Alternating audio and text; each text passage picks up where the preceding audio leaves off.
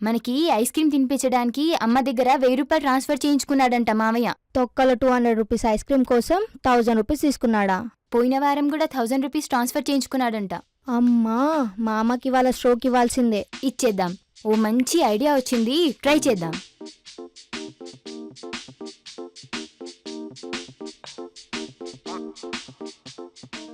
ఈ area MLA నా friend, నాకేం డిస్కౌంట్ లేదా? లేదు సార్. అరే పద పద, టైం అయింది, అర్జెంట్ పనులున్నాయి. మావయ్య, ఇందాకటి నుంచి అతను మమ్మల్ని కామెంట్ చేస్తున్నాడు వల్గర్గా. గోవిందరాజు మేనకోడలనే కామెంట్ చేస్తాడా? ఎంత ధైర్యం వాడికి? మావయ్య, వెళ్ళి ఇరగది. రిలాక్స్, ఈ రోజు నా చేతిలో వాడు ఫినిష్. ఫినిష్.